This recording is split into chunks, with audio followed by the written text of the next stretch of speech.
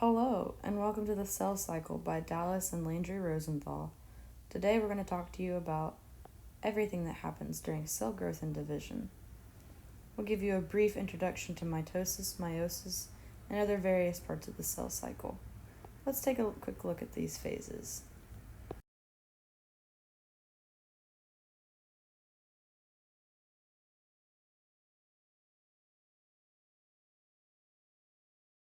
The largest phase of the cell cycle. It includes three separate parts. Interphase is called the in-between phase. The three parts are G1, S, and G2. What occurs during G1 is just simply a growing phase. S stands for synthesis and includes the DNA duplication. G2 is another growing phase in which the cell rests and prepares for division. Let's talk about mitosis. Mitosis has four phases. It is a non-sexual form of cellular replication in which the resulting cells have completely identical DNA. Interphase is where it begins. After a late G2 phase, the DNA is already copied and there are two centrosomes. Next, we move into early prophase. The DNA begins to condense into chromosomes, and then mitotic spindle develops. What are chromosomes? Good question, Landry. Chromosomes are a handy way for DNA to package themselves up for cellular replication so that the DNA doesn't get damaged while it's moving around. In late prophase, we can see that the kinetochore of each chromosome is being captured by the mitotic spindle. The mitotic spindle will grab onto the kinetochore in order to move the chromosomes around. The chromosomes are being arranged by these little green things over here called centrosomes. You can see them in this illustration. Next, we move into metaphase. The chromosomes are lined up along the metaphase plate. What do you think is going to happen next, Landry? They'll separate, probably. You're so smart. In anaphase, the sister chromatids are being pulled apart. This moves us into telophase. This is the final stage of cell division, in which the cells begin to separate, and their original structures reform. You can see here that the nucleus is slowly coming back together, and the DNA is being unpacked. Another part of telophase is something called cytokinesis. What do you think cytokinesis stands for, Landry? I don't know. Let's find out. Cytokinesis is the division of the cytoplasm. At this point, the cells divide into two completely new cells, and they have the exact same DNA. How cool is that? Cool. Super cool. Let's talk about some of the differences between mitosis and meiosis, because we're talking about meiosis next. So mitosis results in two diploid cells that are identical. Do you know what diploid cells mean? No.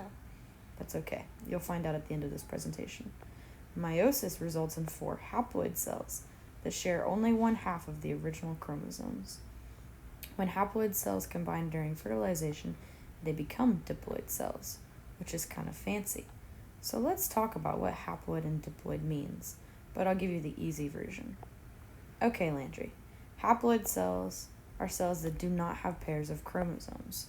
See over here how there's just one of each kind of chromosome, a short one and a long one? They're not paired up. Diploid cells do have pairs of chromosomes. There's two short ones and two long ones. They have buddies. Also, a bonus word for you is an aneuploid. Aneuploid cells have a weird number of chromosomes. There's too many or too few, so they can't buddy up just right. An example of this in the real world would be trisomy, which is an extra chromosome. Down syndrome is caused by trisomy 21, where there's an extra chromosome on the 21st chromosome pair. Alright, now that we've talked about this, let's go to the next slide. So mitosis gives us two diploid cells that are identical, and meiosis gives us four haploid cells that only have one half of the original chromosomes. So, to reiterate the difference between diploid and haploid cells have only one of each chromosome. They don't have pairs. And diploid cells do have pairs. Sometimes haploid cells have more than one of each, but the important thing is they don't have pairs of chromosomes. And that is everything we have. Do you have any other questions, Landry? Mm-mm. All right, then that's all we have for you today. Hope you enjoyed it.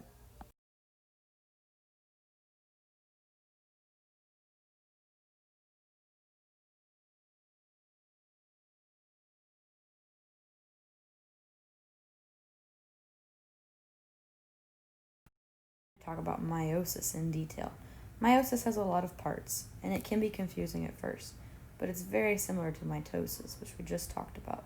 So hang on, and it'll hopefully make sense. Let's talk about prophase 1. Prophase 1 starts off just like we did with mitosis, where the DNA is all scrambled up in the middle in the nucleus, as you can see. Then we see that the chromosomes, or the DNA condenses into chromosomes. You see that? Mm-hmm. How many colors of DNA do we have here? 2, sorry. 2, yeah. That's to keep track of the different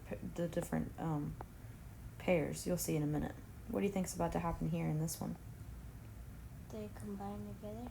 They're coming together, you're right, and they're touching. Something really cool happens in the next slide. In the next slide, something called crossing over happens. Let's zoom in so you can see. Look what happened to these chromosomes. They shared some of their DNA. See how some of the red ones got some purple and some of the purple ones got some red? Mm-hmm. This is called crossing over. This is part of the reason, Landry, why you and I look different, even though we have the same parents, which is kind of cool. So why do you think this is important?